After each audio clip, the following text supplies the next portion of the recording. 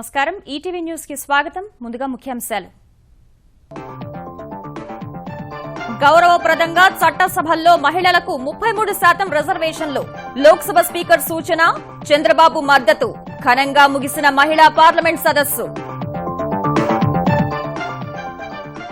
త్వరలో ఏపీలోని పాఠశాలల్లో తల్లికి వందనం కార్యక్రమం మాతృమూర్తిని గౌరవించుకోవడం సంప్రదాయంగా మారాలని ముఖ్యమంత్రి ఆకాంక్ష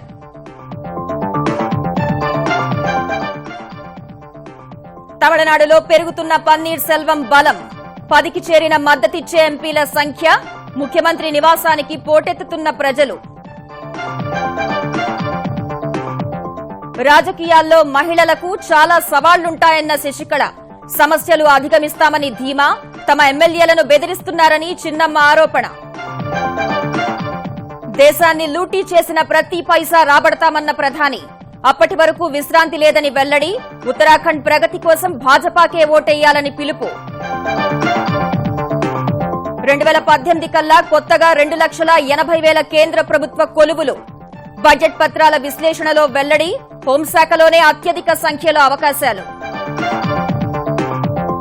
రసవత్తరంగా మారిన ఉప్పల్ టెస్ట్ విజయానికి 7 వికెట్ల దూరంలో భారత్ ఓటమి తప్పించుకునేందుకు పోరాడుతున్న బంగ్లాదేశ్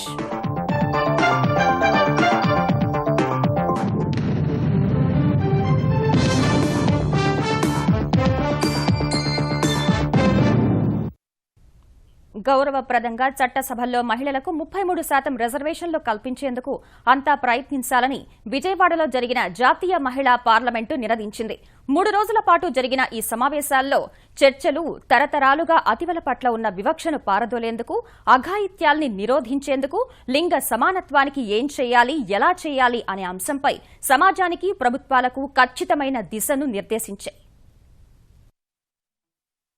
లింగ వివక్ష నిన్నటి మాటని లింగ సమానత్వం నేటి నినాదమని ముఖ్యమంత్రి చంద్రబాబు అభివర్ణించారు మహిళల్ని గౌరవిస్తేనే ఆ సమాజానికి గుర్తింపు లభిస్తుందని జాతీయ మహిళా పార్లమెంటరీ సదస్సు ముగింపు వేడుకలో స్పష్టం చేశారు ఇందుకు సరికొత్త కార్యక్రమం త్వరలో ప్రారంభించనున్నట్లు తెలిపారు అన్ని స్కూల్స్ లో కాలేజీల్లో ఒక కార్యక్రమాన్ని చేపడతాం తల్లికి వందనం ఆ తల్లిదండ్రులను అక్కడికి పిలిపించి బాయ్స్ గాని గర్ల్స్ గాని వాళ్ళ పాదాలు గడిగి వాళ్లకు పూజ చేసి వందనాలు సమర్పించి వాళ్ళ బ్లెస్సింగ్స్ తీసుకోగలిగితే ఇది ఒక కల్చర్ కింద వస్తుంది తల్లికి గౌరవం జరిగినప్పుడు మహిళలకు గౌరవం వస్తుంది దీనికి నాంది పలకాలనుకుంటున్నాం మహిళా సదస్సు చర్చలను సామాజిక మాధ్యమాల్లో 6 కోట్ల మంది అనుసరించారన్న చంద్రబాబు చట్టసభల్లో 33% మహిళా రిజర్వేషన్లకు మద్దతిస్తామని స్పష్టం చేశారు long pending desire 33% women reservations. I am requesting Honorable Speaker to take lead. We are all with her. We will support her. We will mobilize political parties' support during her regime. I wanted to see 33% reservations for women, both in Parliament and assemblies and councils also. This Amaravati National Women's Parliament will support that. There is unanimous opinion of each and everybody to get 33% reservations for women. సుస్థిరాభివృద్ధి జరగాలంటే మహిళాభివృద్ధి ఎంతో ముఖ్యమన్న Lok Sabha speaker Sumitra Mahajan మహిళల సమస్యలపై సదస్సు నిర్వహించాలన్న చంద్రబాబు ఆలోచనల్ని అభినందించారు ఈ స్ఫూర్తితో అంతర్జాతీయ స్థాయి సదస్సు నిర్వహించాలని భావిస్తున్నట్లు చెప్పారు Women ask for reservation. It is not something that somebody is giving her something. It should not be like that. Or some men are giving it to women. It is not like that.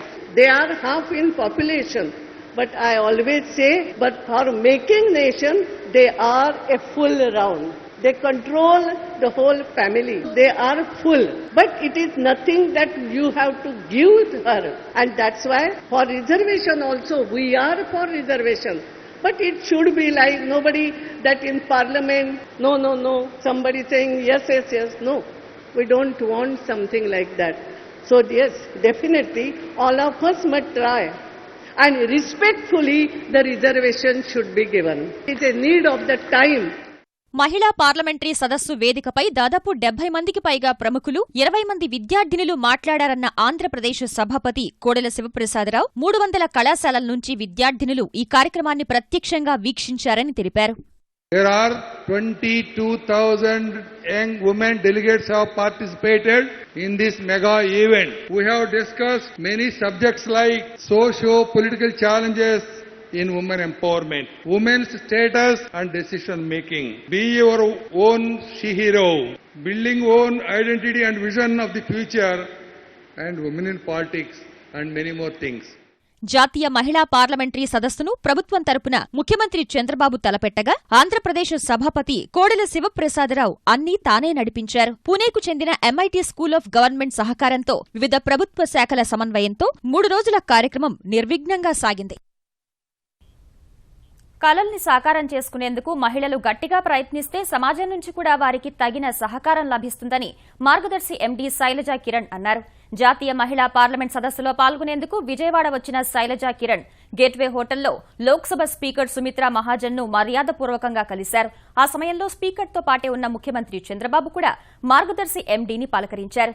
జాతీయ మహిళా parliamentary సదస్సులో స్వీయ శక్తి నిర్మాణం, భవిష్యత్ దార్శనికత అనే అంశంపై మాట్లాడిన ఆమె విలువల్ని పాటించడం ద్వారా జీవితంలో అత్యున్నత స్థాయికి ఎదిగినట్లేనన్నారు. సమాజానికి దృఢమైన విలువలే ముఖ్యమని, వాటి పునాదులపై భవిష్యత్తును నిర్మించుకోవాలని సూచించారు. పారదర్శకత, నిష్పక్షపాతం, భద్రత అనే విలువైన పునాదులతో మార్గదర్శిని ముందుకు తీసుకెళ్తున్నట్లు శైలజా కిరణ్ వివరించారు. తనకు సహకరిస్తున్న 3 కుమార్తెలకు ఈ సందర్భంగా ఆమె ధన్యవాదాలు తెలిపారు. When I took over Margdarshi Chit Funds, I was 29 years old and I was asked to run this public company which is associated with public money. But then the turnover of that company was 350 crores. I told my employees that day that I am a woman, I am a wife, I am a mother, but Margdarshi will be my top priority. I gave my commitment to my employees and I said, the company which has a turnover of 350 crores will be built to a company of 10,000 crores. And we are on the verge of achieving it this year. My dream was to build a big company, create a lot of employment and empower a lot of men and women to achieve their dreams through Margdarshi. Bharat చాలా గొప్ప దేశమని, ప్రజల మనస్తత్వం, ఆలోచన విధానం గొప్పవని బౌద్ధ గురువు Dalai Lama వ్యాఖ్యానించారు. హైదరాబాద్లోని హైటెక్స్ మైదానంలో నీతి, విలువలు, నడవడిక అనే అంశంపై మాట్లాడిన ఆయన ఐకమత్యంతోనే విశ్వశాంతి సాధ్యమన్నారు. ప్రాచీన భారత సంస్కృతి అమూల్యమైందని, ప్రతి ఒక్కరూ విలువలు పాటించాలని సూచించారు. అంతకుముందు హైటెక్స్ రహదారిలో దలైలామా సెంటర్ ఫర్ ఎథిక్స్ నిర్మాణానికి దలైలామా శంకుస్థాపన చేశారు. ఈ కార్యక్రమంలో గవర్నర్ నరసింహన్, తెలంగాణ ఉప ముఖ్యమంత్రి మహమూద్ అలీ, మంత్రి కేటీఆర్ పాల్గొన్నారు. దలైలామా నైతిక విలువల కేంద్రానికి పూర్తిగా సహకరిస్తామని కేటీఆర్ తెలిపారు. We are honored that the Dalai Lama Center for Ethics and Transformative Values chose Hyderabad for its South Asia hub. In light of the rapid transformation impacting India and the whole region, it is imperative that we prepare present and the future leaders for the work of serving their communities. I am happy that the government of Telangana has decided to support this wonderful initiative by allotting the land that was requested for and also by way of a grant of rupees 5 crores from the government side. I think human beings, particularly in the European continent, I think in the past several centuries fighting each other, killing each other. Every German eye, French is their enemy. Similarly, French eye, German is their enemy. That kind of thinking, when we talk, you say, in the 1990s, and he mentioned, nowadays, that kind of concept completely disappear. So, in reality, I think German, the French, I think the leading sort of nation, so better live together. So, European Union spirit should develop. దేశాన్ని దోపిడీ చేసిన వారి నుంచి తిరిగి ప్రతి పైసా రాబట్టే వరకు అవిశ్రాంత పోరు కొనసాగిస్తానని ప్రధాని మోదీ స్పష్టం చేశారు. ఉత్తరాఖండ్లోని శ్రీనగర్, పితోరాగఢ్లలో నిర్వహించిన ఎన్నికల ప్రచారంలో పాల్గొన్న మోదీ 40 ఏళ్లుగా ఒకే హోదా, ఒకే పింఛన్ విషయంలో నిద్రపోయిన కాంగ్రెస్ నేతలు దేశ సైనిక సత్తానే ప్రశ్నిస్తున్నారని విమర్శలు గుప్పించారు. ఉత్తరాఖండ్ అభివృద్ది విషయంలో కాంగ్రెస్ ప్రభుత్వానికి దూరదృష్టి లేదని ఆరోపించిన ఆయన మెరుగైన భవిష్యత్తు కోసం భాజపాకు అవకాశమివ్వాలని కోరారు. అవినీతిపై పోరులో వెనకడుగు వేసే ప్రసక్తే లేదని పునరుద్ఘాటించారు. ఉత్తరాఖండ్లో అధికారం చేపట్టేందుకు భాజపాకు అవకాశమిస్తే 5 ఏళ్లలోనే ఆ రాష్ట్రాన్ని ప్రగతి పథంలో నూతన శిఖరాలకు చేర్చుతామని ప్రధాని నరేంద్ర మోదీ స్పష్టం చేశారు. ఈ నెల 15న ఆ రాష్ట్ర శాసనసభ ఎన్నికల పోలింగ్ జరగనున్న వేళ ప్రచారం ముమ్మరం చేసిన ఆయన పితోరాగఢ్లో భారీ బహిరంగ సభ నిర్వహించారు. వేర్వేరు వర్గాల సంక్షేమం కోసం ఎన్డీఏ సర్కార్ చేపట్టిన చర్యల్ని గుర్తు చేశారు. ఒకేసారి ఏర్పాటైన ఛత్తీస్గఢ్, జార్ఖండ్ ప్రగతి బాటలో పరుగు పెడుతుంటే ఉత్తరాఖండ్ అన్ని విధాలా వెనుకపడిందని విమర్శించారు. ఈ పరిస్థితిని చక్కదిద్దేందుకు భాజపాకు అవకాశమివ్వాలని ఓటర్లను కోరారు. जिसके पास पहाड़ हो, परमेश्वर हो, पानी हो, पौधा हो, पर्यावरण हो, उस राज्य को पैसों की कभी कमी नहीं हो सकती है। आवश्यकता है उत्तराखंड को समझ करके आगे बढ़ाने वाली अच्छी सरकार गई है और इसलिए आपकी ये जो 5 शक्तियां हैं उसको लेकर के हम ऐसे उत्तराखंड को आगे बढ़ाना चाहते हैं कि जहां पैसा खींच करके चला आएगा और मेरे उत्तराखंड का भाग्य बदल जाएगा। అంతకుముందు ఉత్తరాఖండ్లోని శ్రీనగర్లో నిర్వహించిన సభలో దేవభూమిని ప్రస్తుత పాలకులు దోపిడీ భూమిగా మార్చేశారని మోదీ ధ్వజమెత్తారు. అసంతృప్త ఎమ్మెల్యేలను దారికి తెచ్చుకునేందుకు ముఖ్యమంత్రి హరీష్ రావత్ డబ్బులివ్వజూపినట్లు శూల శోధనలో తేలిన విషయాన్ని గుర్తుచేశారు. అవినీతి, నల్లధనంపై పోరులో ఎంత పెద్దవారితో అయినా తలపడేందుకు సిద్ధమని ప్రధాని పునరుద్ఘాటించారు. ये थप्पे के थप्पे भर करके रखे थे, अब वो 3 महीने हो गए मोदी को गाली देना बंद नहीं कर रहे। जिन्होंने गरीबों का लूटा है वो उनको लौटाना चाहिए कि नहीं लौटाना चाहिए। भाइयों बहनों, मैं आपको वादा करता हूं, मैं जब तक बैठूंगा न चैन से बैठूंगा न इनको चैन से बैठने दूंगा। क्या कर लेंगे ये? अनाप शराब मोदी पर आरोप लगाएंगे, झूठी बातें फैलाएंगे, तकलीफें पैदा करेंगे। अरे सब कुछ झेल लूंगा। मेरे देश के गरीबों के लिए झेलने का मुझे गर्व होता है। ये लड़ाई बंद होने वाली नहीं है।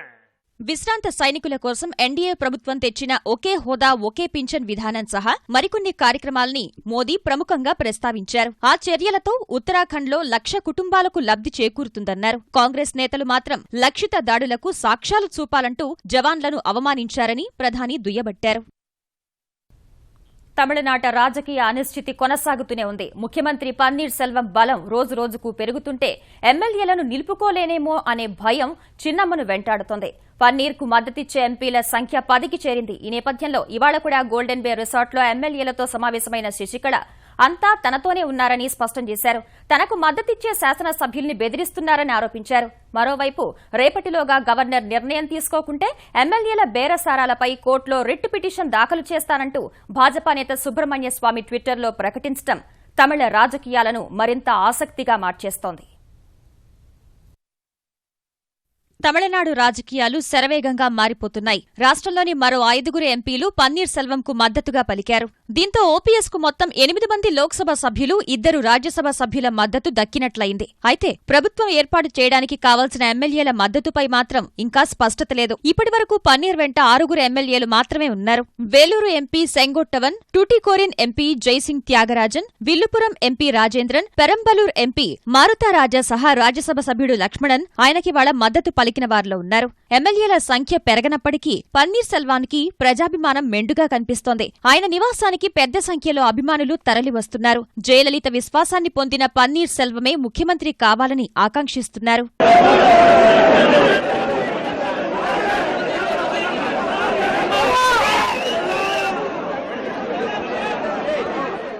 జరుగుతున్న పరిణామాలతో గుబులుగా ఉన్న శశికళ వరుసగా రెండోసారి గోల్డెన్ బే రిసార్టుకు వెళ్లి ఎమ్మెల్యేలతో సమావేశమయ్యారు. ఎన్ని ఆటుపోట్లు ఎదురైనా విజయం సాధించి తీరుతామని స్పష్టం చేశారు. శనివారం శశికళ పేరుతో గవర్నరుకు రాసినట్లుగా వచ్చిన లేఖ నకిలీదని అన్నాడీఎంకే తెలిపింది. ఆ లేఖను ఖండిస్తున్నట్లు ప్రకటించింది. తాను శాసనసభ్యులను నిర్బంధించలేదని, పార్టీపై దుష్ప్రచారం చేస్తున్నారని చిన్నమ్మ ఆవేదన వ్యక్తం చేశారు. తనకు మద్దతిస్తున్న మహిళా ఎమ్మెల్యేలకు ఫోన్లు చేసి వారి పిల్లలను అపహరిస్తామని బెదిరిస్తున్నారని ఆమె ఆరోపించారు.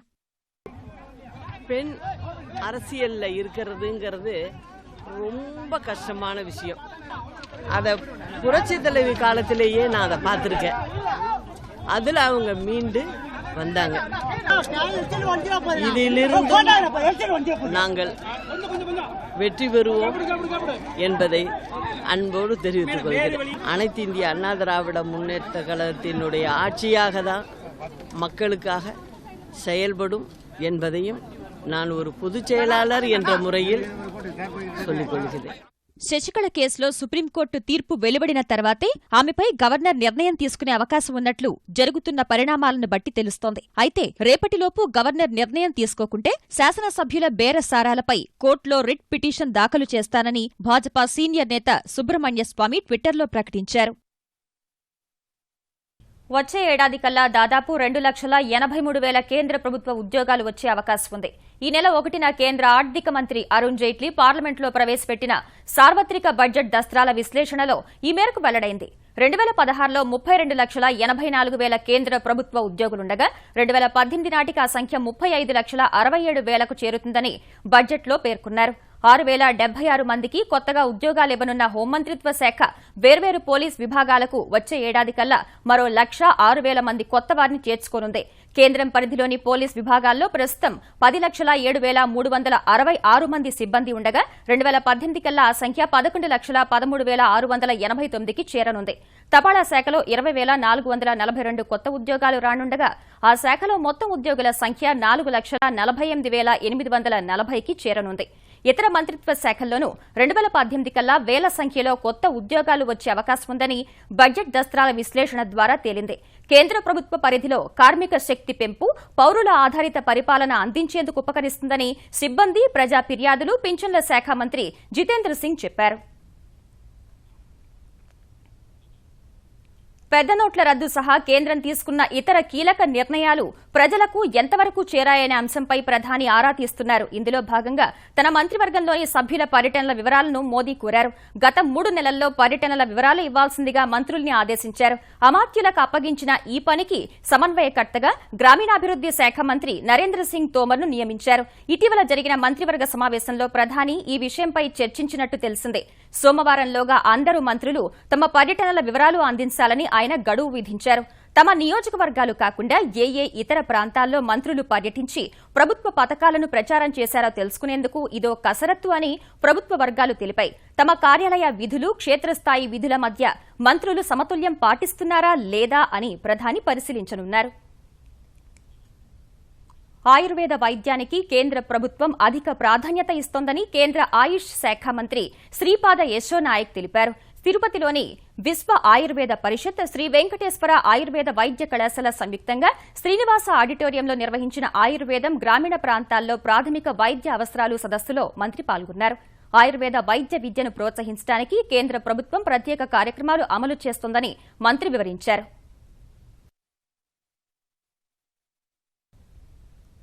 వలసలను నిరోధించి రైతులకు చేతినిండా పని కల్పించడమే ధ్యేయంగా కేసీఆర్ సర్కార్ పనిచేస్తోందని తెలంగాణ నీటిపారుదల శాఖ మంత్రి హరీష్ రావు స్పష్టం చేశారు. సిద్దిపేట జిల్లా చిన్న కోడూరు మండలంలో వివిధ అభివృద్ది కార్యక్రమాలకు శంకుస్థాపన, ప్రారంభోత్సవాలు చేసిన ఆయన ప్రతి వర్షపు నీటిని ఒడిసిపట్టి పొలాలను సస్యశ్యామలం చేస్తామని భరోసా ఇచ్చారు.